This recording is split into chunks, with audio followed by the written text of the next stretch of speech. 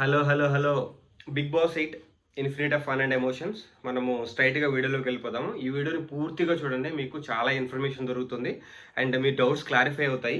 ఎందుకంటే చాలామందికి యాంగ్జైటీగా ఉంది, ఏం జరగబోతుంది, ఎవరు ఎలిమినేట్ అవబోతున్నారు. ఫస్ట్ వీక్ అయితే క్లియర్గా తెలిసిపోతుంది, ఎందుకంటే ఎవరో ఒకరు వీక్గా ఉంటారు, సో వాళ్ళు ఎలిమినేట్ అయిపోతారు. ఫస్ట్ వీక్ చాలా త్వరగా చెప్పొచ్చు. బట్ సెకండ్ వీక్ వచ్చేసరికి ఏమవుతుందంటే చాలామంది ప్రయత్నిస్తుంటారు, గేమ్లోకి రావాలి, మనం కూడా కనపడాలి, మనం కూడా ఆడాలి అన్న ప్రయత్నం అయితే ఉంటుంది. సో దాంతో కాంపిటీషన్ హెవీగా ఉంటుంది. సో ఇంతమందిలో ఇప్పుడున్న ఎలిమినేషన్ లిస్ట్లో అంటే ఎవరైతే నామినేట్ అయ్యారో వాళ్ళందరి లిస్టు చాలా టఫ్గా ఉండబోతుంది. బట్ లీస్ట్ అనేది ఆల్రెడీ డిసైడెడ్. మనం దాని గురించి డిస్కస్ చేద్దాము. బట్ ఈ వీడియోని పూర్తిగా చూడండి, మీకు అన్ని విషయాలు మనం డిస్కస్ చేద్దాము. ఫస్ట్ మన హీరో నిఖిల్ గురించి డిస్కస్ చేద్దాము. నిఖిల్ ఫస్ట్ వీక్ లోలో ఉన్నాడు అన్నది నిజమే. బట్ ఈ వీక్ వచ్చేటప్పటికి ఏమైపోయిందంటే ఫస్ట్ 3 డేస్తో కంపేర్ చేస్తే లాస్ట్ 2 డేస్ బాగా పుంజుకున్నాడు. నిన్న గేమింగ్ పరంగా కానీ, ఈరోజు చూడు పిన్నమ్మా Bobby type of action and చంపేశాడు ఒక లెవెల్ అనమాట. సో గ్రాఫ్ ఇలా పెరిగిపోయింది. సో సేఫ్ జోన్లోకి వచ్చేసాడు. Nikhil is in safe zone. So next మన టైగర్, లేడీ టైగర్ దగ్గరికి వచ్చేటప్పటికి సోనియా. సో ఈ వీకు సోనియా గేమ్ అన్నది మిక్స్డ్ ఎమోషన్స్. అంటే సెంటిమెంటల్గా కొంచెంసేపు లైక్ అలాంటి అగ్రెషన్గా, కొంచెంసేపు బుర్ర లేకుండా, సో చాలా డిఫరెంట్గా నడిచింది అనమాట. సో కానీ సోనియా గ్రాఫ్ మాత్రం పడలేదు, ఎందుకంటే ఆమె ఎక్స్పెక్టేషన్స్ అలాగే ఉన్నాయి. సో ఆమెకి ఇంకా ఆమెకి ఇంకా ఛాన్సెస్ రావడానికి ఛాన్సెస్ ఎక్కువ ఉన్నాయి. సో అందువల్ల Sonia is green, so she safe. So next మనం డిస్కస్ చేసుకునేది ఎవరు అనుకుంటున్నారు? యష్మి అనగానే నాకు ఎందుకో వైబ్రేషన్స్ అండి, ఆ టైప్ ఆఫ్ వైబ్రేషన్స్ నా మైండ్లో ఉండిపోయినవి. యష్మి అంటేనే చెవుల్లో నుంచి వైబ్రేషన్స్ వస్తుంటాయి.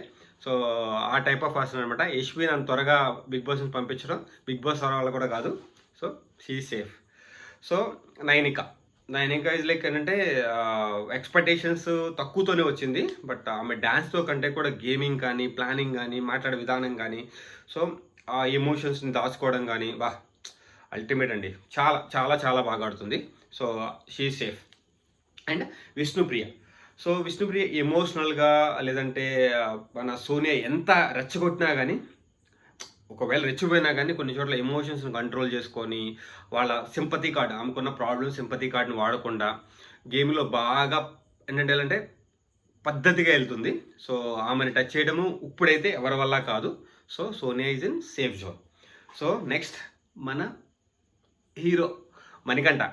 సో మణికంఠను డిస్కస్ చేయాలంటే చాలా చాలా చాలా సో మణికంఠ మీద ఎక్స్పెక్టేషన్స్ అయితే ఎవరికి లేవు. బట్ అతను ఇంటెలిజెంట్ గేమ్ ఆడుతున్నాడు, జనాలు అతను చూస్తున్నారు, అతని మీద ఒక కన్నేసి ఉంచారు, అతనికి ఛాన్సెస్ ఇవ్వడానికి రెడీగా ఉన్నారు. సో మణికంఠ ఆడే గేమ్ అందరికీ పర్ఫెక్ట్ అనిపిస్తుంది.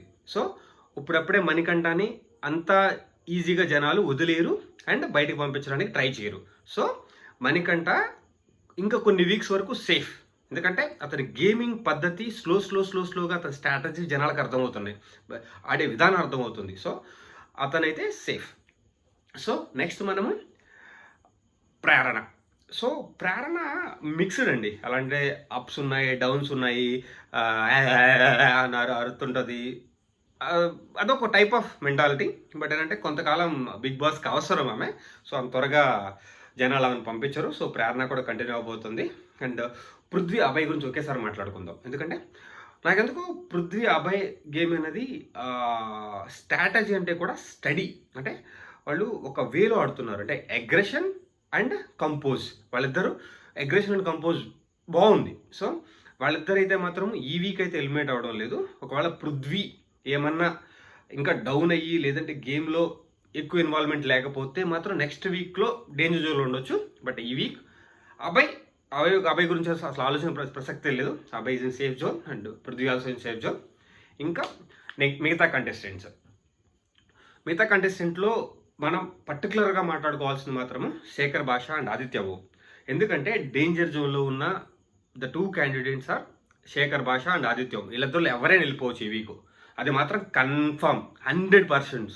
దెర్ ఈజ్ నో, అంటే దాంట్లో ఇంకొక థాటే లేదు. శేఖర్ భాష కానీ ఆదిత్య ఓం కానీ వెళ్ళిపోవడం ఎనీవన్ వెళ్ళిపోయి, లేదా డబుల్ ఎలిమినేషన్ ఉంటే ఇద్దరు వెళ్ళిపోవచ్చు. డబుల్ ఎలిమినేషన్ ఉందని కూడా న్యూస్ వస్తుంది. ఒకవేళ డబుల్ ఎలిమినేషన్ ఉంటే వీళ్ళిద్దరు కూడా వెళ్ళిపోవచ్చు. సో మనము ఏంటంటే, మీరు ఈ వీక్ అంతా గేమ్ చూసారు కదా, సో మీకు కరెక్ట్ అనిపిస్తుందా శేఖర్ భాష కానీ ఆదిత్య ఓం కానీ వెళ్ళిపోవడం అనేది? నాకైతే కరెక్ట్ అనిపిస్తుంది. ఎందుకంటే శేఖర్ భాష ఓకే, ఒకవేళ అయితే ఎక్కడో ఏదో పాయింట్లో ఇన్వాల్వ్మెంట్ ఉంటుంది కానీ, అండ్ ఆదిత్య ఓం అయితే మాత్రము జీరో ఇన్వాల్వ్మెంట్.